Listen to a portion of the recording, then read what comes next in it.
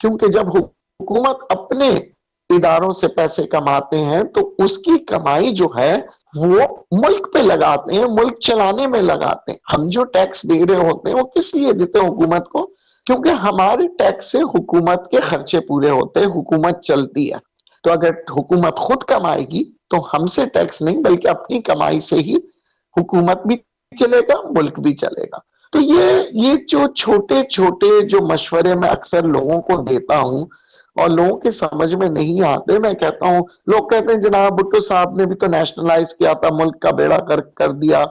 बिल्कुल बेड़ा गर्क हुआ जी, प्राइवेटाइज करना चाहिए। अरे प्राइवेटाइज मैंने भी तो बेड़ा गर्क कर दिया आज मुल्क का हाल। आज आप देख लेना, हर चीज प्राइवेटाइज के हाथ में कर दिया। सीमेंट क्या सस्ता नहीं कर सकते? कोयला बेशक सस्ता हो जाए मगर सीमेंट सस्ता नहीं होता। चाहे कुछ भी हो जाए सीमेंट सस्ता नहीं होता, चाहे कुछ भी हो जाए बिजली सस्ती नहीं होती। जनाब इंटरनेशनल ऑयल मार्केट नीचे आ गए, पेट्रोल की कीमतें नीचे आ गई, तो बिजली किससे बनती है जनाब? जब ऑयल से बनती है तो उसकी कीमत अब ऑयल की नीचे आ गई तो आप भी अपनी कीमत नीचे करें। मगर नहीं, बिजली की यूनिटों में तो इजाफे ही होते जा रहे हैं। अरे चले आप जी बहुत ज्यादा। तेल से नहीं बना रहे, आप पानी से बनाना शुरू करें, हाइड्रल बनाए, आप कोयले से बनाए, आप नेचुरल गैस से बनाए। मतलब बहुत से जरिए होते हैं महंगाई कम करने को। मगर ये जो बातें हम आज रेडियो पे कह रहे हैं, क्या आज 70 सालों में क्या किसी पाकिस्तानी ने असेंबलियों में ये बात उठाई कि जनाब अगर 50% प्राइवेट सेक्टर का जगह पे इन्वेस्टमेंट होगी तो वही 50% हम गवर्नमेंट में करें। हम कहते हैं अरबों अरबों रुपए की हम खर्चा करते हैं गरीबों पे जी, बेनजीर इनकम फंड। मैं ही कहता हूं काश हमने इतने सालों में अरबों रुपए जो हमने गरीबों को दिए हैं, इन्हीं अरबों रुपयों के हम अगर कारखाने लगाते हैं तो ये गरीब 8,000 रुपए 3 माह के नहीं ले रहे होते हैं, बल्कि उन्हीं कारखानों में जाके 40-40 हजार 50,000 लाख रुपए कमा रहे होते हैं। मगर हमें कौम को बेकारी बनाना है बेनजीर इनकम फंड देख के। फिर हमारे को कौम को बेकारी बनाना है कि जनाब हम जो है ना फ्री खाना लंगर देंगे। आप फ्री लंगर ना दे, आप लोगों को काम दे, पैसे दे। हम लोगों को पता है खैरात क्यों देते हैं? अपने आप को बड़ा साबित करने के लिए। कभी आपने कभी किसी से सुना है कि जनाब मैं ये कारोबार खोल के दे रहा हूं? नहीं। नहीं। सदका खैरात जनाब फला ऑर्गेनाइजेशन, जनाब ये देखे हमने ईदी को दे दिया, ये देखे जेडीसी को दे दिया, वो देखे जेडीसी ने जो है ना जनाब मुर्गी खिलाई, वो देखे जनाब वो सिलियानी ने बकरे का गोश्त खिला दिया, वो देखे जनाब ईदी साहब ने मुर्गी खिला दी। खुदारा हमें ऑर्गेनाइजेशंस को काम में दिलवाएं। आप ये जितने भी मैं एनजीओस बहुत अच्छा काम कर रहे हैं, मगर जो पैसे इनके पास आते हैं उनसे गरीबों के लिए दुकान खोल के दें, कारोबार खोल के दें। देखिए जेडीसी ने एक बहुत अच्छा काम किया जिसे मैं बड़ा उसको लाइक भी किया, मैंने अपने फेसबुक पेज पे भी शेयर किया। वो ये उन्होंने कहा जनाब हम ब्लड टेस्ट कराने जाते हैं, तमाम ब्लड टेस्ट सेंटर्स के पास वो गए, एक कोलेस्ट्रॉल का टेस्ट आता है जो आम तौर पे 1,000 रुपए से लेके 3,000 रुपए तक लोग चार्ज करते हैं। मुख्तलिफ लेबोरेटरी जो है मुख्तलिफ चार्जेस लेते हैं। उन्होंने अपनी लेबोरेटरी खोली और उन्होंने कहा जनाब बेहतरीन से लेबोरेटरी उन्होंने बनाई है इंटरनेशनल स्टैंडर्ड की, और उन्होंने कहा जनाब ये जो आप 1,000 से 3,000 खर्च करते हैं ना जी लिपिड प्रोफाइल कोलेस्ट्रॉल के चेक के लिए, हमारे यहाँ 200 रुपए में। और ये 200 रुपए उन्होंने कहा ये हमारी यहाँ पे जो है ना इसके चार्जेस है, यानी कि हम जो कॉस्ट ले रहे हैं ना, तो आप देखेंगे 200 रुपए का कॉस्ट और उसकी मुनाफा देखें। आज तक हुकूमत अभी तक किसी भी लेबोरेटरी पे हाथ नहीं डालते, चाहे वो आगा खान हो, चाहे वो शौकत खानम हो, चाहे कोई भी हो। मैं आपको क्लियर बता दूं, शौकत खानम से भी मैंने टेस्ट कराया, आगा खान से भी कराया, इन सब की कीमतें 2,000 रुपए से ऊपर है। तो क्या हुकूमत में रहने वाले, मैं बल्कि मुझे अफसोस होता है कि इमरान खान साहब जैसे जो ईमानदार आदमी, उन्होंने भी कभी शौकत खानम में चेक नहीं किया कि भाई आप ये कोलेस्ट्रॉल के 2,000 रुपए क्यों ले रहे हैं? सोचने वाली बात है कि अगर जेडीसी 200 ले रहा है तो इतना बड़ा शौकत खानम जो है वो 2,000 क्यों ले रहा है, वो 200 क्यों नहीं ले रहा?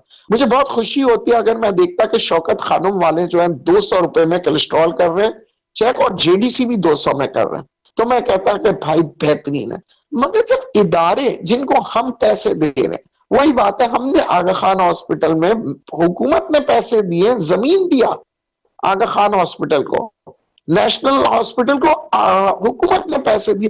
तो आज जो गरीब आवाम है जब आगा खान में जाते हैं तो बेतहाशा उनसे पैसे क्यों लिए जाते हैं? ये नेशनल हॉस्पिटल में क्यों लिए? मतलब ये बात हम क्यों पूछ नहीं सकते जनाब? क्योंकि अब वो बड़े नाम हो जाते हैं। आप शौकत खानम को पूछ नहीं सकते, Aga Khan one two hospital all ये सब जगह यही हाल है, वन टू जी। ऑल। तो अब आप देखिए ना, तो फिर मैं ये समझता हूँ ये मुल्क को कैसे सुधारेंगे आप? कौन सा इलेक्शन? मैं तो कहता हूँ ऐसे इलेक्शन का मुझे क्या फायदा होगा? मुझे तो इस वक्त जो मौजूदा हुकूमत तो हमें का जो फायदा हो रहा है, तो कम से कम दो चीजों का तो फायदा हुआ मौजूदा हुकूमत से। डॉलर की कीमत में कमी आ गई कम से कम, और पेट्रोल जो मेरा आना जाना मैंने बंद कर दिया था, अब थोड़ा सा हिलने लग गया हूं कि भाई थोड़ा सा तो पेट्रोल सस्ता हुआ। तो बस एक हम सबको, कौम को तलाश है एक ऐसे इंसान की जो कि बेहतरी की तरफ ले जाता है। और मैं समझता हूँ मौजूदा हुकूमत ने जो काम किया चंद माह में, अल्लाह पाक करे कि ये एक मिसाल बन के आगे आने वाली हुकूमत के लिए ये एक मिसाल बने, और आगे वाली आने वाली हुकूमत इनसे भी अच्छा करे। मेरी दुआएं सब पार्टियों के लिए, चाहे वो एमकेएम हो, पीपल्स पार्टी हो, पीटीआई हो, पाकिस्तान इस्तिकलाल पाकिस्तान हो, आईपीपी हो, जमात इस्लामी हो, सबके लिए। मगर मैं खुदारा एक बात कहूंगा अवाम से मैं एक बात कहूंगा कि जब आप अपनी बेटी का रिश्ता देने जाते हो ना, तो आप 100 दफा सोचते हो, बेटी के मुस्तकबिल का सवाल है, आप सोचते हैं ना। मगर आज जब आप वोट देने जा रहे हैं तो आपके पूरे खानदान के मुस्तकबिल का सवाल है। तरह सोचिएगा, क्योंकि उसमें आपकी बेटी भी शामिल है, बेटा भी शामिल है, आपका बुढ़ापा भी शामिल है, आप सार पूरे घर का मुस्तकबिल है आपके इस एक वोट पे। तो सिर्फ सोचिए, समझिए और फिर वोट डालें। आज हम बात कर रहे हैं पाकिस्तान में इतनी बीमारियां क्यों हो रही हैं।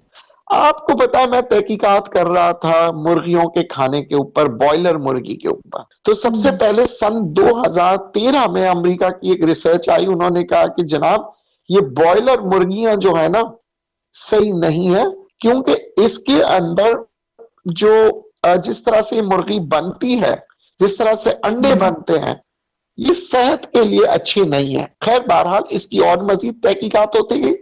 फिर ऑक्सफोर्ड यूनिवर्सिटी जो बरतानिया की सबसे बड़ी यूनिवर्सिटी है, रिसर्च उन्होंने किया, तो उन्होंने ये देखा कि जनाब इससे तो 10 बड़ी बीमारियां जो है ना आ सकती है, और सबसे बड़ी बीमारी इस बॉयलर मुर्गी खाने से होता है कैंसर। उसकी वजूहत क्या है कि हमारे यहाँ जैसी छोटा सा चूजा होता है उसको एंटीबायोटिक के इंजेक्शंस लगाए जाते हैं, और ये एंटीबायोटिक के इंजेक्शंस जो है वो मुर्गी के गोश्त में जाते हैं, और वो गोश्त में वो एंटीबायोटिक्स जब इंसान खाता है तो उस गोश्त के जरिए इंसान के अंदर जाते हैं, और रोजाना की बुनियाद पे अगर आप एंटीबायोटिक खाएंगे तो फिर क्या होगा, एंटीबायोटिक आप पे काम नहीं करेगा, आपको बहुत से प्रॉब्लम्स आना शुरू हो जाते हैं, आपके उसके रिएक्शंस होते हैं।